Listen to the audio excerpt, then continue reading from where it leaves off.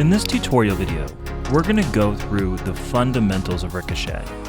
The idea is not to give you a comprehensive knowledge of the system, but instead, let you understand how you'll add in an account, add in inventory, ring up a sale, and then what happens after the sale, quickly reviewing payouts and a few reports. So let's go ahead and get started. Now when you first log into Ricochet, you'll see the dashboard screen. But what we're going to do is hover over the navigation bar on the left-hand side of the screen, go down to Accounts, and click once on Consignors.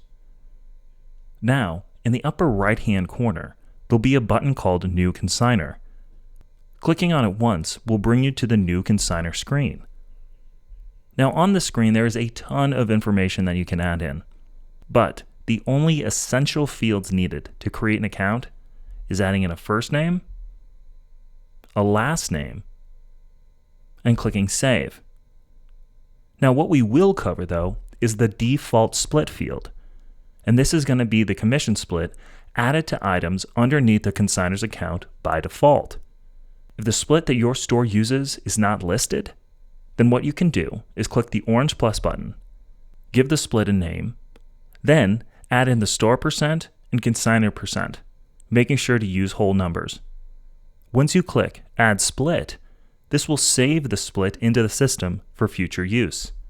Now you can simply click Save to save that account. Once you've created your consignor account, you're now going to see a few new folders added at the top of the screen. These folders are going to be things like inventory, payouts, and payout history. We're going to click once on the Inventory tab to add an item into this consignor's account. To do this, you'll click Add New once, and it'll bring you to the New Item screen underneath that consignor's account. Once again, there are a ton of fields here, so what we're only going to focus on is putting in a product name and adding in a price. At this point, we will hit Save, and that will have saved the item. You'll also see that a SKU has been created for the item, and you have the ability to print a label. We won't go through label printing in too much detail, but do note you do have two ways of printing labels. One from within the item itself, or if you go back to the product screen, you can check the boxes next to multiple items and then click Print Labels, so that way you can enter in several items and print labels all at once. Now, if you do offer retail inventory, you can add that into the system by going to the navigation bar, clicking once on Products, then clicking the New Item screen in the upper right-hand corner.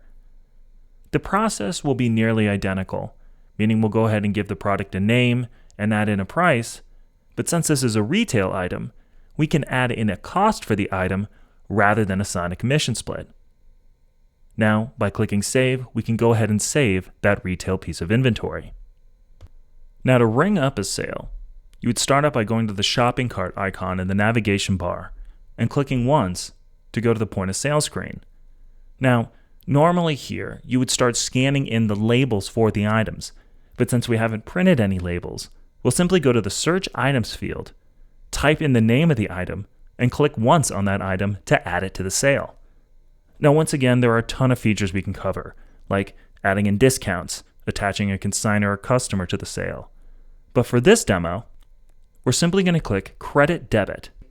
Now, once you click Credit Debit, you're going to come to the non-integrated credit card screen. And this means that the credit card is going to be run outside the software. Using an integrated merchant service like Ricochet Pay allows you to run the credit cards within the sale itself. But if you have a merchant service that you would like to stick with coming over from another software program, this screen allows you to track the credit card sale within Ricochet, then simply run the credit card outside the software.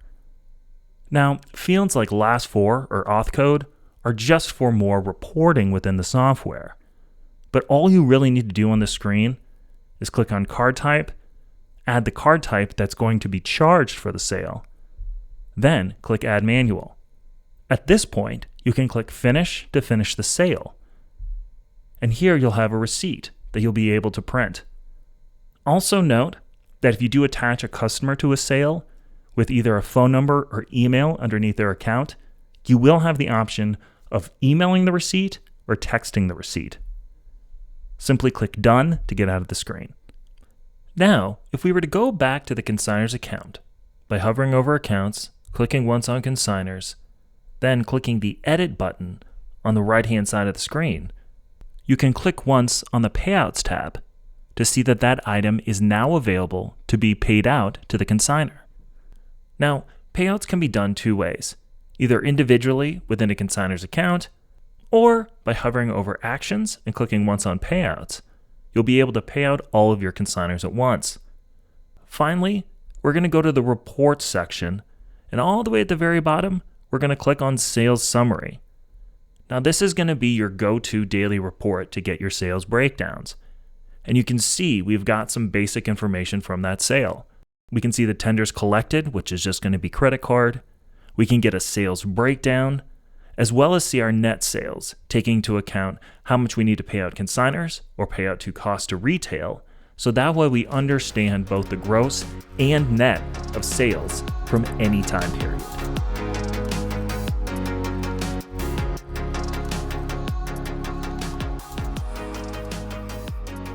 Now, we do want to take a few additional minutes to review some unique features that commonly get utilized by vendor-based consignment stores. We won't go through these features in step-by-step detail, but we will review where they're located in the software, how they're utilized, as well as point out some additional resources, like our help section and in-software chat where you can get your questions answered. Now, we know many vendor-based businesses not only want to give their vendors the ability to access their inventory, but the ability to add items as well. And this can be done with the consignor login. By accessing a consignor account, adding in an email address, a username, and a temporary password, vendor-based businesses can create the consignor login.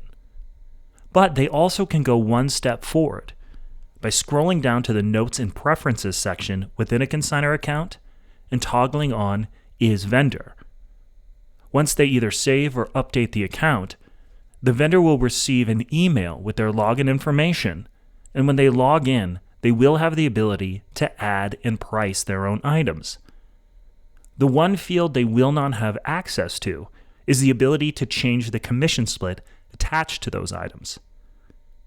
Vendors have the ability of accessing their account either through a browser with the store URL or by going to the Ricochet Go app, which is available on Android and Apple smartphones. Many vendor-based businesses also like to be able to deduct rent from the vendor's payout, and this can be done automatically within Ricochet utilizing the booth rental feature. To start out, stores would need to go to Preferences, then click once on Admin, and when they scroll down to Optional Modules, toggle on the automatic vendor booth rent. Once you click Save and go back to a consignor's account, at the very bottom of the account page, you're now going to see a field for booth rent, where you can put in the amount and the frequency that amount gets charged. The last feature we want to review is the automatic point of sale discount feature. In case your vendors ever choose to take 20% off all of their items during a weekend sale, stores have the ability to set up these discounts automatically. By going to Preferences, then clicking once on Product, stores can go to the Discount tab, and in the Store Discounts and Coupons section, they can create new discounts and base those discounts off things like brand, category, or consignor. Now, like I mentioned, we just wanted to give a brief overview of these features. But when you're in your trial, there's going to be plenty of ways to learn more about Ricochet. By clicking on the question mark in the lower left-hand corner, stores can access our help section to view articles that cover every aspect of Ricochet. You can also go to our YouTube page at any time to be able to view video tutorials of the software. And if you click the chat icon in the lower left-hand corner, stores have the ability to talk to a live Ricochet representative Monday through Saturday to get all of your questions answered.